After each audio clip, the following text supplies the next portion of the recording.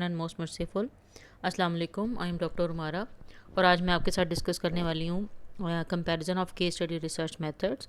जबकि लास्ट वाले 2 लेक्चर्स में हम लोगों ने बात की थी केस स्टडी रिसर्च मेथड के बारे में और इसके बारे में कि इसको क्वालिटेटिवली भी परफॉर्म किया जाता है और क्वांटिटेटिवली भी। और जो क्वांटिटेटिव केस स्टडीज़ हैं उनके इन सब की जो अप्रोचेज़ हैं वो थोड़ी सी डिफरेंट है और डिफरेंट ऑथर्स की लीड ली जाती है जिन्होंने इसके बारे में रिकमेंडेशन दी हुई होती है। तो उनमें से जो सबसे फेमस हैं उनमें रॉबर्ट जीन हैं और शिरान मरियम हैं और रॉबर्ट स्टेक। इन तीनों के जो केस स्टडी रिसर्च मेथड से रिलेटेड सजेशंस हैं वो इस आज के लेक्चर में हम लोग कवर करेंगे। और प्लस ये चीज़ बता दूं कि जो केस स्टडी रिसर्च मेथड है वो एक क्वालिटेटिव है और क्वालिटेटिवली चीज़ों को एक केस को प्रोड्यूस किया जाता है क्वालिटेटिवली और कॉन्टेक्स्ट स्पेसिफिक होता है और डिपेंड करता है। जबकि लास्ट वाले लेक्चर्स के अंदर हमने टाइप्स ऑफ केस स्टडीज़ भी पढ़ लिया है और उनको आपने ज़रा जहन में रखना है। अगर आपने अभी तक वो लेक्चर नहीं लिया तो आप लाजमी वो लेक्चर ज़रूर लीजिएगा जिसके अंदर हमने types of case study research methods देखा था। और इसके बाद फिर आपने जो प्रोसेस हमने लास्ट वाले में देखा था कि केस स्टडी रिसर्च मेथड को परफॉर्म करने का प्रोसेस वो क्या है। तो आज हम इस लेक्चर का आगाज़ करते हैं। इसके अंदर जो रॉबर्ट जीन की अप्रोच है केस स्टडी रिसर्च मेथड को करने की वो पॉजिटिविस्ट और पोस्ट पॉजिटिविस्ट अप्रोच कहलाती है। पॉजिटिविस्ट इस तरह से जैसे हमने क्वांटिटेटिव की बात की थी कि केस स्टडी रिसर्च मेथड जो है वो क्वांटिटेटिव भी होता है। तो इनकी अप्रोच ज़्यादा रॉबर्ट जीन जो थे ये पहले पॉजिटिविस्ट थे और इसके बाद इन्होंने जब क्वालिटेटिव रिसर्च से रिलेटेड बात काम करना शुरू किया तो इन्होंने हर चीज़ को बहुत ज़्यादा स्ट्रक्चर्ड कर दिया। स्ट्रक्चर्ड इस वे में कर दिया कि जैसे क्वांटिटेटिव रिसर्च के अंदर हाइपोथेसिस डेवलप किया जाता है और थ्योरी से ड्राइव किया जाता है और उसके बाद फिर थ्योरी टेस्टिंग की जाती है। इसी तरह से रॉबर्ट जीन ने जो अप्रोच अपनी यूज़ की और जो ज़्यादा रिकमेंडेशन दी उसको भी उन्होंने बहुत ज़्यादा स्ट्रक्चर कर दिया। उन्होंने कहा कि प्रपोजिशंस जो हैं वो मस्ट होनी चाहिए क्योंकि अगर प्रपोजिशंस नहीं होंगी तो हमें पता नहीं चलेगा कि हमारा जो केस है और उनकी बाउंड्रीज़ क्या हैं। तो उन बाउंड्रीज़ को डिफ़ाइन किया जाता है केस स्टडी के अंदर और प्रपोजिशंस का यूज़ किया जाता है। इस वजह से जो case study research method gene का है वो ज़्यादातर पॉजिटिविस्ट अप्रोच कहलाती है। अब पोस्ट पॉजिटिविस्ट इसलिए कहलाती है क्योंकि ये क्वालिटेटिवली भी परफॉर्म की जाती है। तो Yin's approach is more structured and align closely with the positivist traditions emphasising the importance of rigour and systematic procedures. अब इनका जो सारा फोकस है सिस्टमेटिक प्रोसीजर्स के ऊपर है और इम्पोर्टेंस ऑफ रिगर के ऊपर है कि आपने रिगर को अपना जो है वो इनकॉर्पोरेट करना है अपनी रिसर्च के अंदर। इसीलिए वो येन का मेथड यूज़ करते हैं। आपको ज़्यादा पब्लिकेशंस जो येन की स्टडी से रेलिवेंट ही नज़र आएंगी क्योंकि येन जो है वो एक हर चीज़ को स्ट्रक्चर्ड वे में और सिस्टमेटिक वे में जब लेके चलते हैं तो उसकी अंडरस्टैंडिंग एक बहुत ज़्यादा हो जाती है और उसकी ऑथेंटिसिटी इंक्रीज़ होती है। तो इस वजह से ज़्यादातर आपको पब्लिकेशंस जीएन के मेथड के ऊपर नज़र आएंगी। और केस स्टडी रिसर्च डिज़ाइन जो है मेथडोलॉजी ये emphasises structure with clear procedures for case selection data collection and analysis. He identifies 5 components of A case study design और वो इसके ऊपर स्ट्रिक्ट हैं बहुत ज़्यादा कि आपको मैंने ये 5 पॉइंट्स दिए हैं, आपने इसी के ऊपर स्ट्रिक्ट रहना है, आपने इसी वे से एक केस स्टडी रिसर्च मेथड को परफॉर्म करना है। अब केस का क्वेश्चन स्टडी का क्वेश्चन जो हमने पहले भी बात की थी केस स्टडी रिसर्च के लिए या कोई भी क्वालिटेटिव रिसर्च के लिए आप सबसे पहले अपना रिसर्च क्वेश्चन प्रोड्यूस करते हैं। इट्स प्रोपोजिशंस, अगर हमारी प्रोपोजिशंस हैं इफ़ एनी तो प्रोपोजिशंस का यूज़ उसके अंदर केस स्टडी के अंदर जो यिन का मेथड है उसमें यूज़ होती है। Unit of analysis, unit of analysis आपकी जिस तरह से कोई एक ऑर्गेनाइजेशन भी हो सकती है और यूनिट ऑफ एनालिसिस के अंदर जैसे एक सिंगल हमने लेनी है तो हमने जब हमने types of case study research method पढ़ा था उसके अंदर हमने बात की थी 3 तरह की जो इंट्रिंसिक, इंस्ट्रूमेंटल और collective case study research designs. तो इंट्रिंसिक जो कि एक कंपनी के ऊपर या एक ऑर्गेनाइजेशन के ऊपर बेस करती है, और इंट्रिंसिक जो है इंस्ट्रूमेंटल जो है जिसके अंदर फिनोमेना डोमिनेट होता है, और मल्टीपल के अंदर जब हम मल्टीपल केसेस एक फिनोमेना को लेके हम मल्टीपल केसेस उसके देखते हैं और उसके बाद फिर हम अपनी एक केस स्टडी प्रोड्यूस करते हैं। अब जो यूनिट ऑफ एनालिसिस है वो आपकी ऑर्गेनाइजेशंस हैं। ऑर्गेनाइजेशन आपकी एक इंडिविजुअल ऑर्गेनाइजेशन ऑर्गेनाइजेशन भी हो सकती है और एक इंडिविजुअल भी हो सकता है, जिसको हमने एक as a case study research के तौर पे पढ़ना है। तो आपका जो यूनिट ऑफ एनालिसिस है उसके अंदर वो स्पेसिफिक होता है। और दूसरा यूनिट ऑफ डाटा कलेक्शन, अगर ऑर्गेनाइजेशंस हैं तो उसके अंदर डिफरेंट भी हो सकते हैं, एम्प्लॉयज़, ऑर्गेनाइजेशन के लेबर, आपके टॉप मैनेजमेंट, आपके मिडिल मैनेजमेंट, कोई भी हो सकता है। तो यूनिट ऑफ डाटा कलेक्शन हमारा डिपेंड करता है किसके ऊपर, हमारी जो रिसर्च क्वेश्चन है कि हमें किस किस्म का किन लोगों से डाटा लेना चाहिए।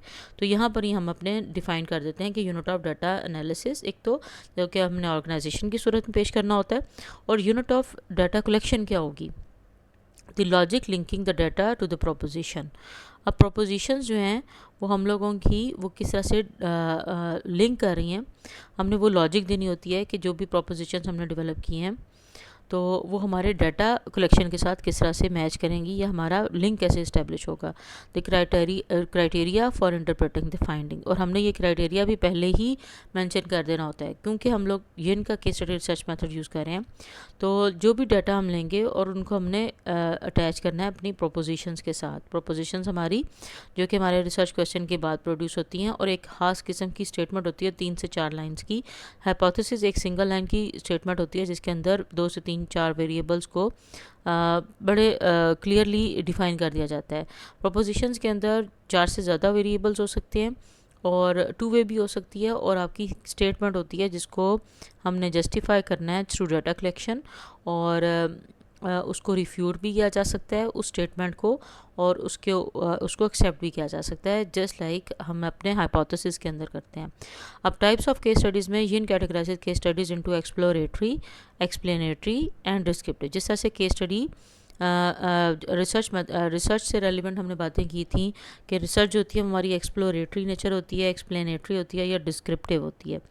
तो यिन की भी जो केस स्टडी रिसर्च है उसके अंदर एक्सप्लोरेटरी नेचर भी हो सकती है, एक्सप्लेनेटरी भी हो सकती है, और डिस्क्रिप्टिव भी हो सकती है, डिस्क्राइब, जिसको हम फिनोमेना को डिस्क्राइब कर रहे होते हैं। अच्छा, इसी तरह से जो डाटा कलेक्शन है, Yin advocates for the use of multiple sources of evidence to ensure construct validity. अब वो ज़्यादा से ज़्यादा एविडेंस इकट्ठे करने के हक़ में है, जैसा कि क्वांटिटेटिव रिसर्च के में होता है, इसी तरह ताकि हम लोग वैलिडिटी को इंश्योर कर सकें, including documents, archival records, interviews, in direct observations, participant observation and physical artefacts.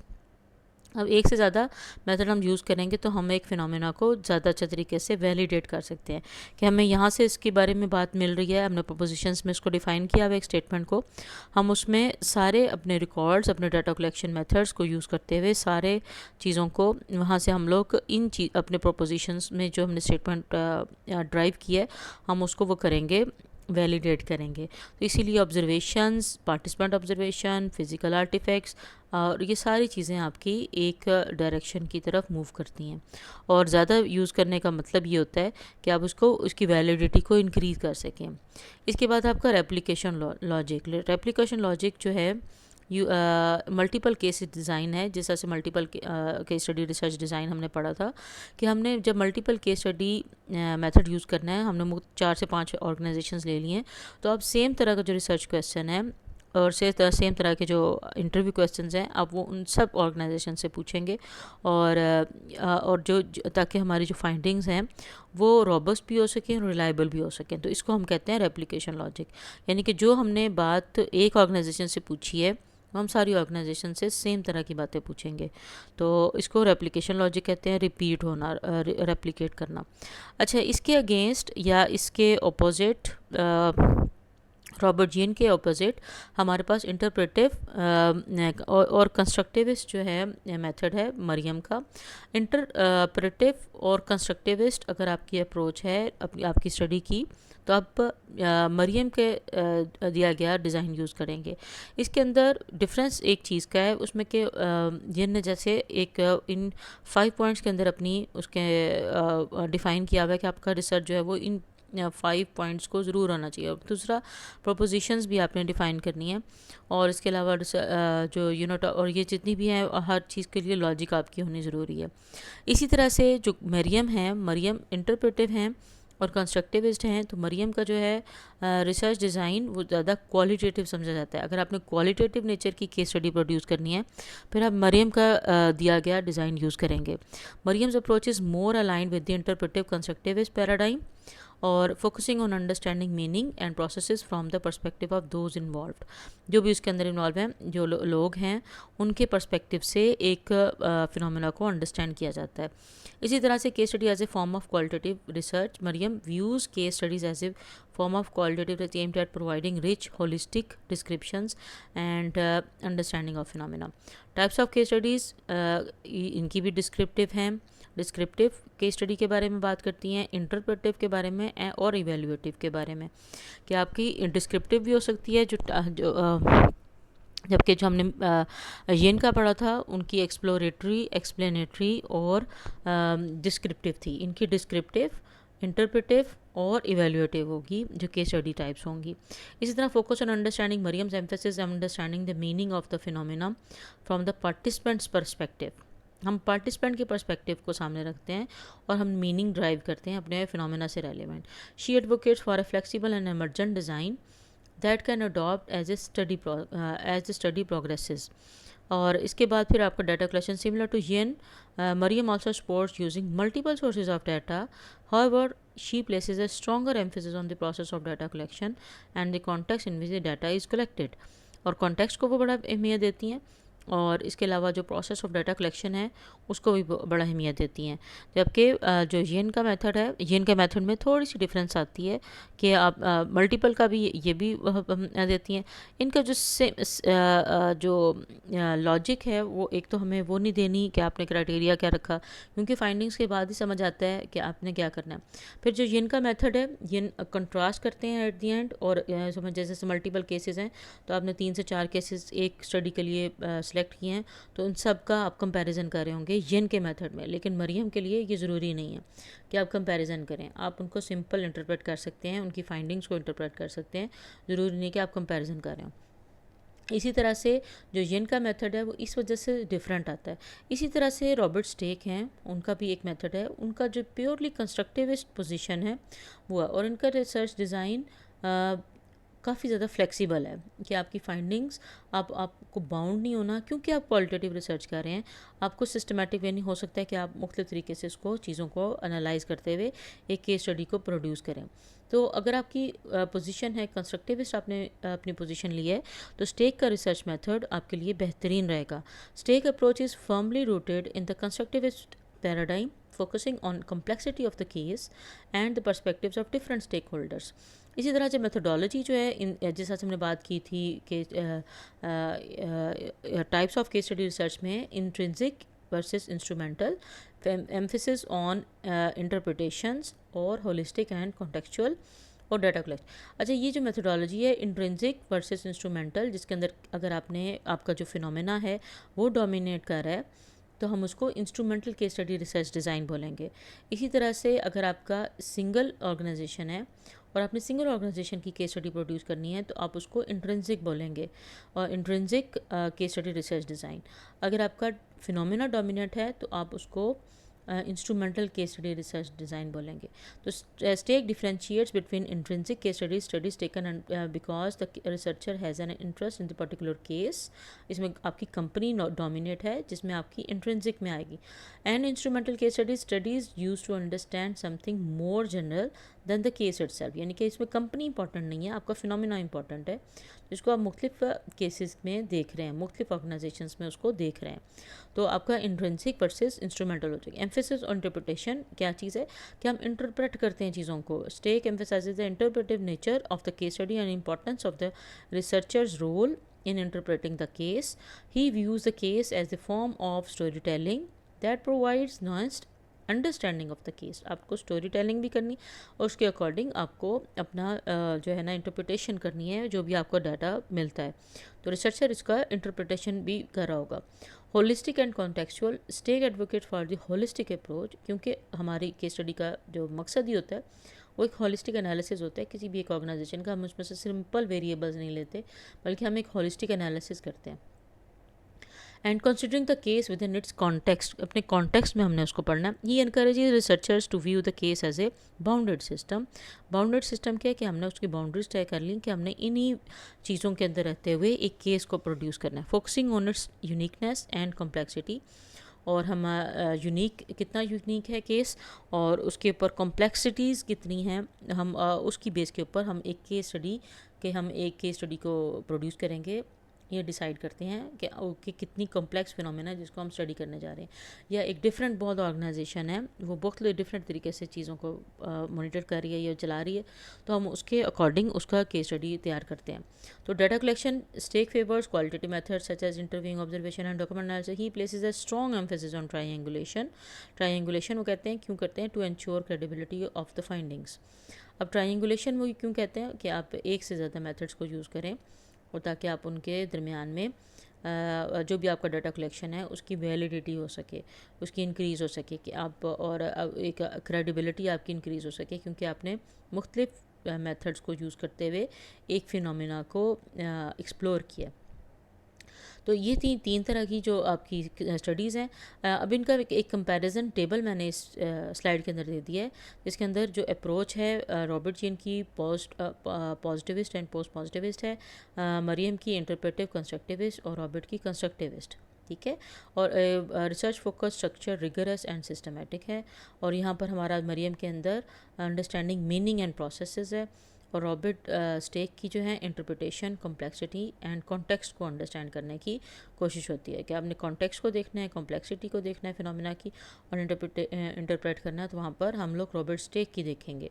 इसी तरह केस स्टडी रिसर्च डिज़ाइन है, emphasises A clear structure design with specific components, research question, proposition, unit, या जिस तरह से हमने बात की थी 5 पॉइंट्स के ऊपर, तो ये उनका केस स्टडी रिसर्च डिज़ाइन है। जबकि मरियम का फ्लेक्सिबल है, मर्जेंट डिज़ाइन है, that can adopt as study progresses, जैसे जैसे चलती है हम उसको करते जाते हैं। और जबकि रॉबर्ट से का emphasise holistic understanding and interpretation, intrinsic versus instrumental case studies. ठीक है, उनके लिए ये बेहतरीन होता है। टाइप्स ऑफ केस स्टडीज़ में एक्सप्लोरेटरी, एक्सप्लेनेटरी एंड डिस्क्रिप्टिव, जबकि इसके अंदर डिस्क्रिप्टिव, इंटरप्रेटिव एंड इवेल्युएटिव, जबकि रॉबर्ट स्टेक के अंदर इंट्रिंसिक एंड इंस्ट्रूमेंटल होती हैं। जो केस स्टडी रिसर्च डिज़ाइंस हैं, अगर आपने पहले से उसकी टाइप डिफ़ाइन कर लिया तो आपको ये अप्रोचेस को फॉलो करना चाहिए। तो data collection, multiple sources of data collection, ये भी मल्टीपल सोर्सेज के ऊपर, तीनों जो हैं आपको मल्टीपल डाटा कलेक्शन के ऊपर वो एम्फेसाइज करते हैं। और ट्रायंगुलेशन की जो बात करते हैं वो आपके रॉबर्ट स्टेक करते हैं कि आपने दो तरह से डाटा इकट्ठा करके उनकी ट्रायंगुलेशन को इंश्योर करना है। अब replication logic uses replication in multiple cases design to ensure findings are robust and reliable, not a primary focus. हमारा जो रेप्लिकेशन लॉजिक है वो हमारा प्राइमरी फोकस मरियम के डिज़ाइन में नहीं है, और इसके अंदर रॉबर्ट स्टेक में भी हमारा रेप्लिकेशन लॉजिक होनी चाहिए, ये नहीं है। इसी तरह से epistemological stance closer to the positivist tradition. अगर आपने क्वांटिटेटिव केस स्टडी प्रोड्यूस करनी है तो आप जिन का मेथड यूज़ करेंगे। अगर आपने कंस्ट्रक्टिविस्ट या अपनी पोजीशन लेनी है तो आप मरियम का करेंगे या रॉबर्ट स्टेक का करेंगे। इन दोनों में थोड़ा सा डिफरेंस है। इंटरप्रेटिव इसके अंदर आती है, आप इंटरप्रेट करते हैं, जो रिसर्चर होता है वो चीज़ों को इंटरप्रेट करता है, जबकि यहाँ पर हम लोग पोजीशन लेते हैं जब हम एक फिनोमेना को सोशली कंस्ट्रक्ट हो रहा है और सोशल कंस्ट्रक्शनिज्म की बेस के ऊपर या कंस्ट्रक्टिविस्ट बेस के ऊपर लॉजिक के ऊपर हम लोग एक चीज़ को एक्सप्लोर करते हैं कि एक जो रियलिटी है वो उसको हम देख रहे हैं सोशली कंस्ट्रक्टेड, या लोगों ने उसको एक नाम दिया है, उसको प्रोड्यूस किया है। और इसका जो एम्फेसिस है इनका रिगर एंड सिस्टमेटिक प्रोसीजर्स के ऊपर है, और यहाँ पर मरियम का अंडरस्टैंडिंग पार्टिसिपेंट पर्सपेक्टिव के ऊपर है, पार्टिसिपेंट क्या करते हैं। और इसके बाद क्योंकि यहाँ पर इंटरप्रिटेशन हमने देनी है, इसी तरह से रॉबर्ट स्टेक की भी इंटरप्रिटेशन के ऊपर इसकी होती है एम्फेसिस, और कॉन्टेक्स्ट के ऊपर और कॉम्प्लेक्सिटी के ऊपर कि कितना कॉम्प्लेक्स है हम, और किस तरह से हम लोग डील कर सक रहे हैं। Researcher role more detached and objective है, और यहाँ पर मरियम के अंदर engage in understanding and interpreting meaning. कौन? रिसर्चर आपका इंगेज होता है और अंडरस्टैंडिंग एंड मीनिंग को ड्राइव करने के लिए इसका होता है। इसी तरह से आपका जो रॉबर्ट स्टिक है एक्टिव इंटरप्रेटर है, यहाँ पर भी इंटरप्रिटेशन रिसर्चर करता है। Views case as a bounded system, और अपने केस को बाउंडेड सिस्टम के तौर पर डील करता है। तो इसके बाद जो एडवांटेजेस हैं, जबकि केस स्टडी रिसर्च के प्रोवाइड्स डीप कॉन्टेक्चुअल इंसाइट्स, ये हमें पता चलता है कि हमने एक होलिस्टिक एनालिसिस करना है तो हमें डीप इंसाइट्स मिलती हैं केस स्टडी रिसर्च को करने के बाद। Can explore complex phenomena that are difficult to quantify, और allows for a use of multiple data sources to enhance the validity of findings and flexible and adaptable to changing research conditions. ये हमारे advantages हैं case study research method को use करने के। जबकि limitations क्या हैं? Can be time consuming and resource intensive, आपका टाइम कंज्यूमिंग हो सकता है, ज़्यादा लंबा प्रोसेस हो सकता है, और आपको ज़्यादा रिसोर्सेज की ज़रूरत होती है। इसमें फाइंडिंग्स में not be generalisable to broader population, हम उसकी फाइंडिंग्स को ब्रॉडर पॉपुलेशन पे नहीं कर सकते। और इसी तरह से जैसे हमने थ्योरी बिल्डिंग की बात की थी, तो हम बहुत सारे केसेस सिमिलर आइडियाज़ के साथ मुख्तलिफ केसेस को इकट्ठा करके फिर हम एक थ्योरी जनरेट करते हैं। पोटेंशियल फॉर, और ये लंबा प्रोसेस होता है और वो डिफरेंट होता है। आपने यानी कि एक केस स्टडी प्रोड्यूस करनी है तो उसको हम जनरलाइज नहीं कर सकते।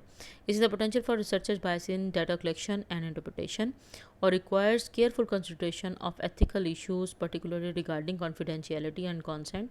और जब भी हमने डाटा कलेक्शन के लिए जाना है तो हमने कॉन्सेंट फॉर्म सबके फिलअप करवाने हैं, ताकि हम लोग अपने एथिकल इश्यूज़ को वायलेट नहीं करें जब हम क्वालिटेटिव डाटा को इकट्ठा करने जा रहे हैं।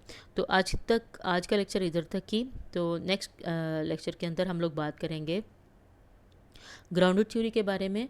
तो don't forget to subscribe my channel and share and like, और अपने कम्युनिटी के अंदर लोगों के साथ ज़रूर शेयर कीजिए।